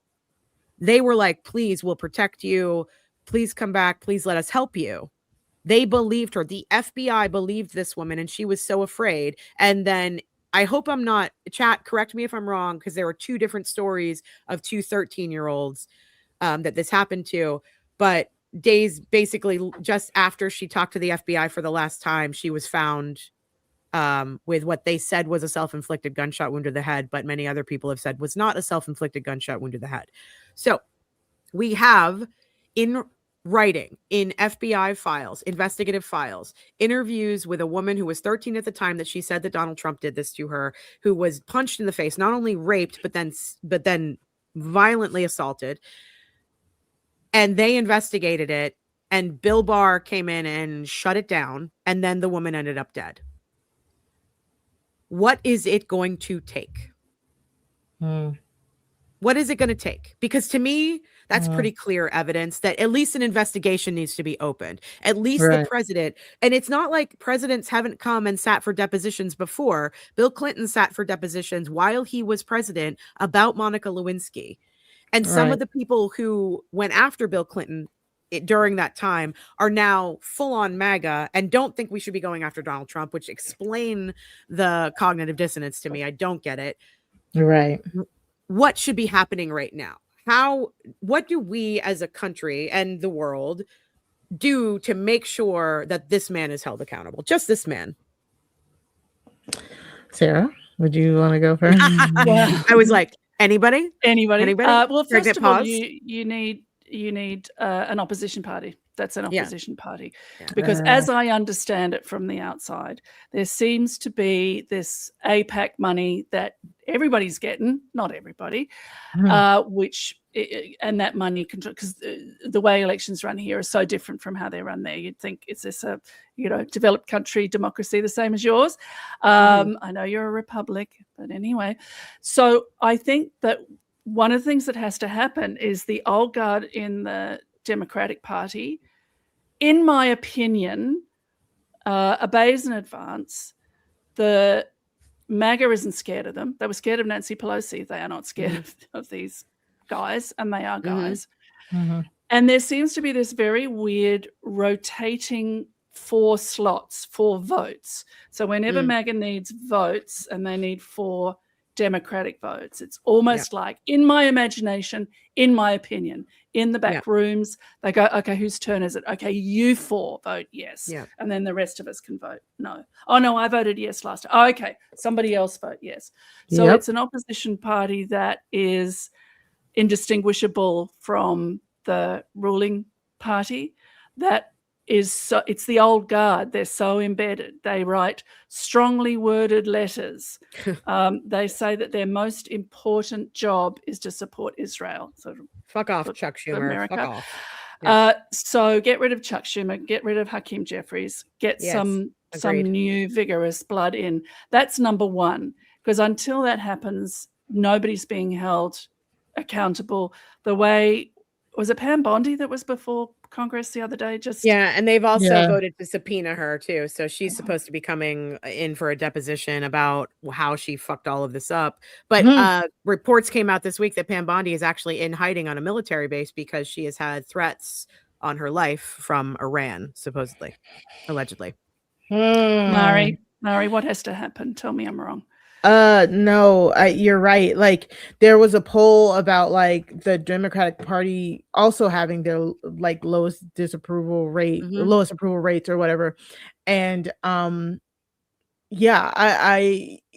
because, and oh my God, and somebody made a really good analogy about it too, about why we're more mad at we're pretty much more mad at the Democrats for not being an oppositional party than we are at the Republicans, because like when Democrats were in power, the Republicans would just really wield every oppositional power they could in order to gum up the works. Mitch McConnell. And Merrick Garland not being on the Supreme Court, all of that. Like, you know what I'm saying? And it feels like the Democrats are doing the opposite. They are just capitulating. They are hoping to wait for the midterm elections. But it's like, first off, like Mel said, we don't know what them elections are going to look like with all of the new laws going into effect and the voter suppression, voter rolls. But listen, no country in the world has mail-in ballots. No country apart from the 37 who do, including us. Just saying. And military and shit. Right. And so it's like we need an oppositional party. But then again, Jasmine Crockett just lost her race to James Tallarico. So it's like, if we another white dude, we're still capitulating to like the moderate. We're not even, which is so crazy after Zoran's historic win. So it's like, unfortunately, do we need a white man who is a complete leftist in order for any win to happen? Because it's not. People don't have faith in Jasmine Crockett or Black women or any of that. So women, which honestly, I don't kind of blame them, because Kamala was way more was better, and she lost, and she shouldn't have gone palling around with Cheney. That's my opinion. My opinion is a lot of people didn't vote for her because she was a woman and a Black woman. Absolutely. Yes. There should be no reason. Clinton, not that I understand people's issues with Hillary Clinton. I absolutely do. Hillary Clinton was probably the most qualified human being in the United States to be president when she ran. She won the popular vote, but because of our electoral college system, we have Trump. And all I heard from my mother's generation, so these boomers, all I heard was, I can't stand her laugh. And I can't stand that she stayed with Bill after he cheated on her. And I'm like, that is not what a president makes. And they were mad at her because she said I don't remember if you all remember it, but when they were interviewing her about Bill Clinton and his infidelity and stuff like that, she's like, listen, I'm not some, stand by your man, stay at home, make cookies for the kids kind of woman. I'm out there like doing shit. I work. And so many women were offended by that. And I'm like, and they kept that like my mother's generation, Lindsay's mom. I know Lindsay's mom hates Clinton because of those things. They don't like her voice. They don't like her laugh.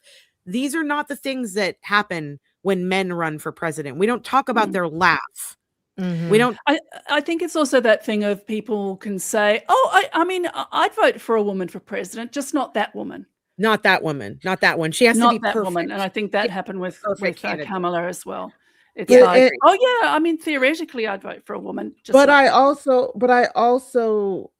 think Kamala doesn't get like 6 million less voters just because she's she's virtually ran on the same platform as Joe Biden. She was his Yep. VP. Mhm. And she got 6 million less votes than him.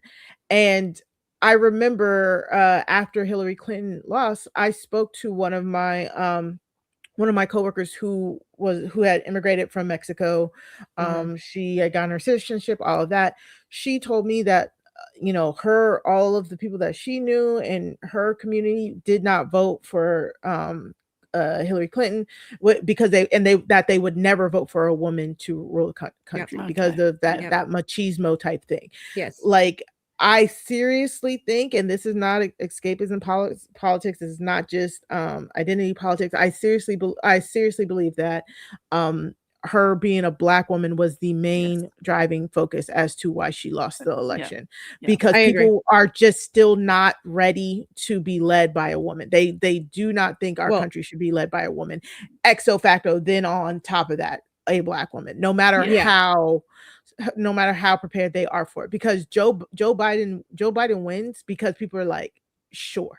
You know what I'm saying? Like, I remember voting. We were all like, I'm not excited about casting this ballot for Joe Biden, but the other possibility is worse. But where were those same people when Kamala and Hillary needed them? You know what I'm saying? So and I'll say too, our politics really, really, really shifted when the racists in our country got pissed off that we had a Black president in general. And I think, like Barack Obama becoming president, I grew up in New England where it was mostly libertarian. I grew up in mostly a Democratic family, but Rebecca and I talked about this the other day. Democrats in New England are closer to like Reagan Republicans. It's the only way I can think to say it. And my whole Democratic family, when Barack Obama became president, because they're all racist, they all turned Tea Party. The Tea Party was created because Barack Obama became president. Sarah Palin, all of that shit. And our country lost its goddamn mind because they could not handle, the racists in this country could not handle that a Black man was president. I mean, the biggest scandal the guy ever had was his fucking tan suit. And now look at us. Well, Trump just made everybody wear his black shoes. Oh my God, I don't know that if is you've so heard crazy. The ones that are so 2 crazy. sizes too big. Did you see Marco Rubio, his little foot Rubio with all the dummy. space in the back? Oh, Marco. Oh, okay. We're going to start wrapping this up here. I just want to talk about one more thing that I think is really important. And I've brought this up on the show several times before, and I want to keep talking about it because I don't think it gets enough attention. There is a survivor out there by the name of Sascha Riley. A lot of people in my audience know about them. They are active on Twitter. They have been speaking out and wanting to tell their story about what happened to them, being sex trafficked by Jeffrey Epstein and sexually assaulted and raped and abused by Donald Trump specifically for years. They've been trying to tell their story. Finally, they were able to tell their story in a recorded interview, which I have listened to. You can go listen to this recorded interview of Sascha telling the world what happened to them when they were a little boy. Sascha has also, I won't go through all the claims that Sascha made because some of them are pretty heinous. And the last time I talked about it, people got very upset because I was talking about animal abuse, which I don't like to talk about, but it is part of Sascha's story and it deals with Donald Trump. So you can go look that up on your own if you choose to. You can go listen to Sascha's interview. Their name is spelled Sascha, and the last name is Riley, Riley. Sascha has been trying to tell their story for a long time. And Sascha was involved in a lot of really heinous, horrible things that happened while they were sex trafficked. They were also involved in seeing other children get murdered and have also admitted that they were forced to actually murder one of the other children themselves as part of this trafficking ring. So that's really all I'm going to say about Sascha. My question to you is, why does the world not know about Sascha Riley? Why are we not talking about Sascha Riley with the rest of these survivors and these victims? And why are mainstream, well, no, I won't say mainstream, really good independent journalists who have been talking about the Epstein files for years and years and who have brought light to the Epstein files and who I respect wholeheartedly, saying that they will not or cannot verify Sascha's claims, even though Sascha has sort of given the receipts. Sascha wrote out a whole list of, here are all the things that happened to me, and here are all the places you can go and get the verified information that this happened to me, including medical records, including child and family services pulling them out of school and reporting them, including physical exams, things like that. If all of those records exist and Sascha has put them on the record, then why are journalists being like, well, we can't verify this. We don't really know. This is not the focus. We shouldn't be talking about this one person. And there are a lot of people out there who say things that aren't true. And I'll answer for myself first, but I want to know what you think. I can't help but think it's because Sascha was a little boy and who now identifies as they, them. I can't help but think it's because people still in this day and age cannot think of boys or men being raped or sexually assaulted. What are your thoughts? I'll start with you, Sarah. Yes. So one of the things about sexualization, shall we say, we can all be horrified behind our perfumed hankies about young girls being assaulted. When it comes to young boys, there's not for me, but there's a repellent action that you have. Oh no, not a boy. And I think that can affect the reporting by both men and women of the sexual assault of boys. If we think how long it took, Murray and I talked about the Boy Scouts of America and what happened there. We also talked about the wrestling team and what happened there. And it's so much harder for men to come forward, partly because his male recollection is so extreme. Yeah, that was the other thing I was going to say. That too. Ragenator, let me just read this comment really quick and then you can continue on. Ragenator says, part of it is because he's male, but I also think it is a large part that their recollections are so extreme, and they are, that we protect ourselves and sensibilities by dismissing it. Go ahead, Sarah. Murray. No, that was going to be my other point. Ragenator, you're exactly right. Yeah. Murray. Yeah, that exactly took the word out of my mouth. Like I know for even me, even in my small dip into the Epstein files, the moment I hear something just excruciating, I stop, because again, I talked about it on our podcast as a mom, a new mom. Oh my gosh. Things that happen to children affect me much differently, now. And so when we hear such extreme things being done to literal children, we just do not want to believe it. We do not want to believe it. We don't want to pass that news on. It's very interesting that they're cautious with their story, and putting their story out. But it's okay what these women are saying. You know what I'm saying? So I truly think it's a way to also kind of like, well, let's keep the focus here, because I other than knowing that Sascha identifies as non-binary,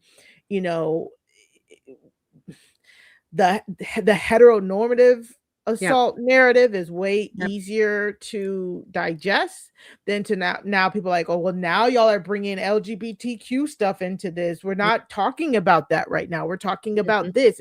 Again, it's that non-ability to chew gum and walk at the same time, I believe. Yeah, agreed. And Journeys of Peace made an interesting comment, and I remember this, and you were absolutely right. And I remember being blown away by it at the time. But Journeys of Peace said the ADA in the Menendez trial had a doctor testify that it was impossible for boys to be essayed in the first trial that they had for the Menendez. And I remember that. I mean, let's keep in mind that it wasn't until the 90s in this country that they changed the laws to say that a husband could rape their wife, like that they could be found, like that what they were doing was actually rape. It was never called rape before the 90s. I mean, that's crazy. Yeah. I mean, it's that thing of when it's a young boy youngish boy of 15, and they're having sex with even a 24-year-old woman, it's like, oh yeah, great, get it. That's sexual assault. I know someone who in fact had a several-year relationship when he was 15 with an 18-year-old girl, and it has changed things for him and been a subject of pain. And all his friends around him were like, whoa, right. Well, it's the Pam Smart trial again all over. It's like, I was trying not to say Pam Smart. Everybody drink. Pam Smart, everybody take a drink. 22 years old, Billy Flynn was 15. I have always said inappropriate, wrong, sexual assault, and it still doesn't make her a murderer, but it happened, and I think that's what she was convicted on. I think that people will never ever be able to let go of the fact that she had an inappropriate, horrible power dynamic sexual relationship with a 15-year-old. Doesn't make her a murderer.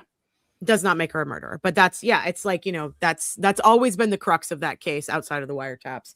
And I just think that even today, if a story pops up about Pam and you go look at the comments, it's always she raped that boy. She shouldn't have had a relationship with Billy Flynn. It has nothing to do with the murder. Well, I mean, some of it has to do with the murder, but for the most part. Anyway, I appreciate you all so much. I know that I wanted to hear a couple of your wildest stories. We already talked about a couple of them. I know that Sarah, you want to talk about Elvis, and Mari, you want to talk about Rihanna. So as we wrap up, tell me your wild stories. Before we get into that, if you all like my work, you like the show, you like what we're doing here, please, it's over there. It's over by Sarah's head. You can scan the QR code to leave a tip, or you can tip at one of the places down below, either Cash App or Venmo. And I appreciate your tips, and it's really helping me along. And go like the video while you're here and tell everybody about the show. And if I will put out this call one more time, if you have an uncle or a grandfather or a cousin who might be a trad wife or something who wants to come on and talk about their opposing views to me, I appreciate it. Send them my way. I am open to talking to them.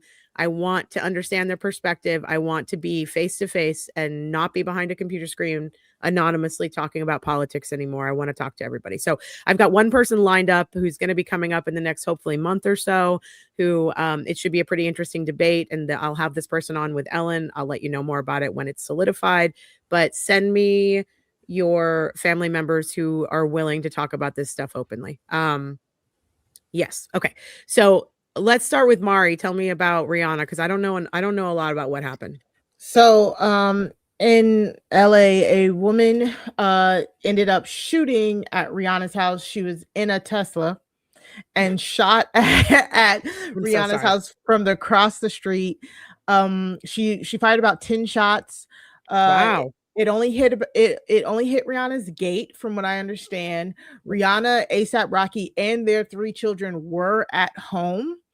But luckily, like I said, as of right now, none of the bullets, nothing struck anything. If I recall correctly, I think Rihanna's gate is still a mile away from her house. So probably.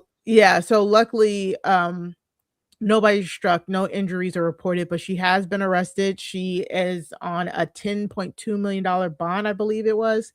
And she's not out, but they gave her $10.2 million bond. And they are charging her with attempted murder. And they do believe that she might have some mental health issues. They say that I don't know if this has been corroborated, but they're reporting that she said she did it because she felt if she had killed Rihanna, she would be delivered, God or somebody would come to her or something. I don't know. Still ongoing. This happened earlier this week. So just very weird. Rihanna don't do nothing. No, she's so good. Can I tell you a personal story about Rihanna real quick? I love Rihanna. I've always loved her. I lived in LA for 6 or so years back in the early 2000s. And do you remember when Rihanna and Chris Brown were dating and Chris attacked her? Yeah. I was sitting behind their car. I was sitting behind their car. Oh. I saw the whole thing. Yeah. The cops were there already.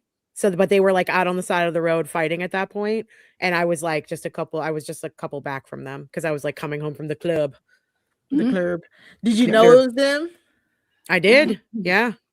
I knew who Rihanna was. I knew who Chris Brown was. Chris Brown, his face was all over every billboard in LA at that time. Like Right. you couldn't miss it. I was there. I was also there the night that Britney Spears bashed the The car umbrella? with With an umbrella. I was Yeah. across the street having dinner when that happened. And she was like bald, right? She had just shaved her head. The paparazzi were attacking her at this gas station across the street from where I was having dinner. Look at And you. I looked out and I saw Britney Spears like attacking a car with an umbrella, and I was like, "Oh shit!" Were This you place in is the about book to get. depository, Mel? I know. I was not in the book depository. pop I was there culture for of wake Rihanna. up. I was there for Britney Spears. Yep. That was Wow. crazy. So the only motive that you've heard of is that it might be some sort of religious fervor.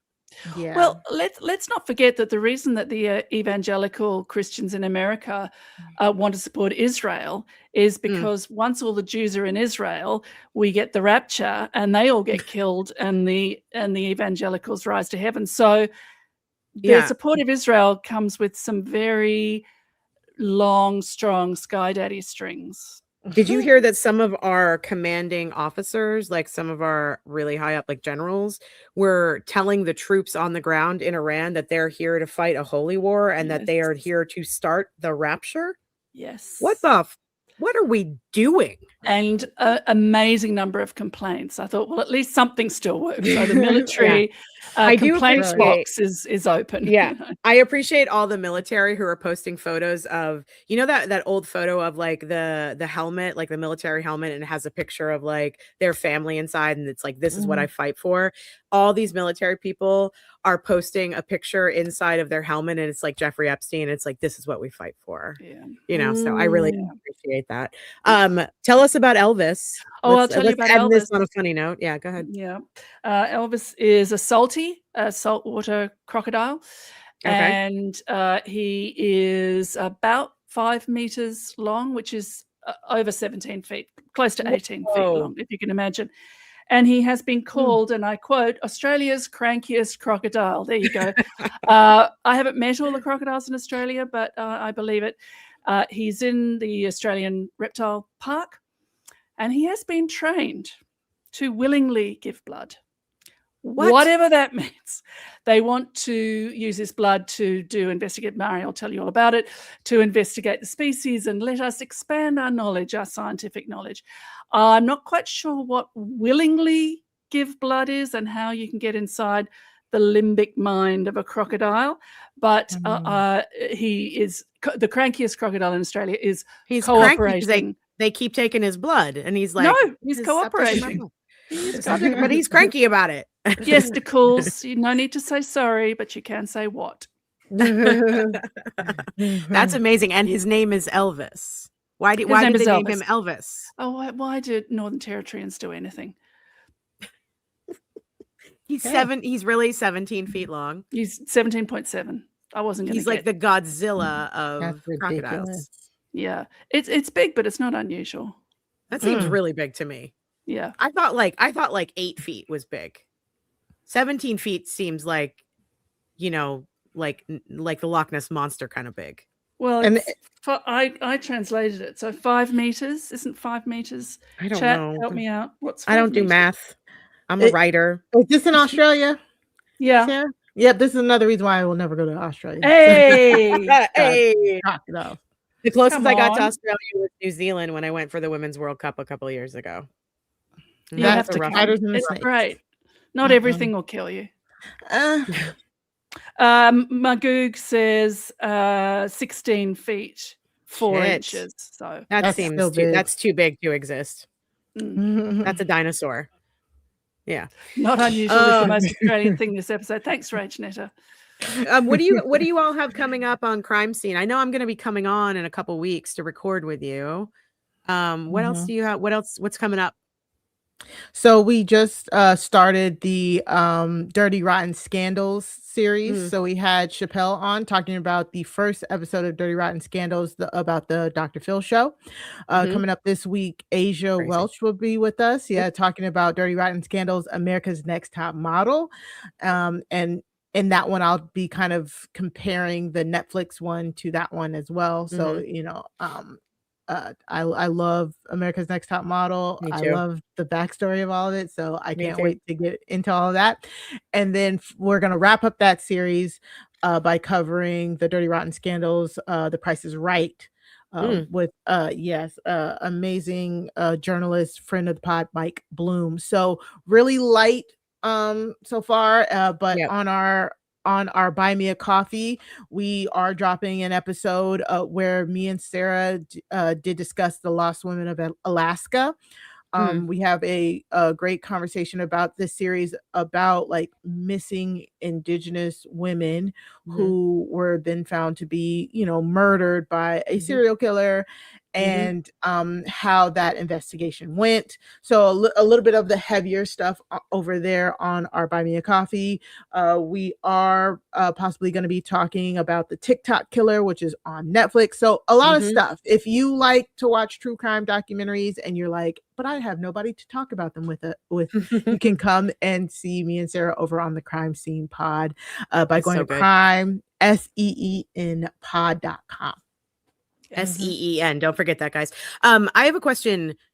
Do you review podcasts or just documentaries?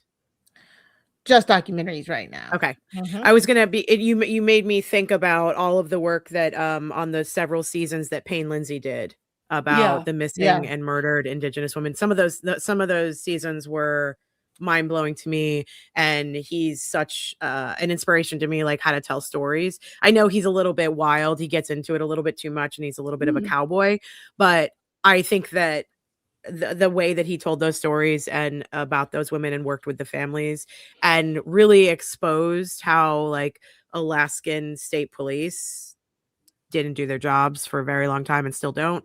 I love those seasons, and I can't remember, was it Up and Vanished? I can't remember which season it was, but everybody that's listening, go listen to Payne's series too. Payne Lindsay's series about missing and murdered Indigenous women. And Really then you should important also work. listen to him, his I'm sure it's him, Done Disappeared with John David Buter is a fantastic parody of true crime.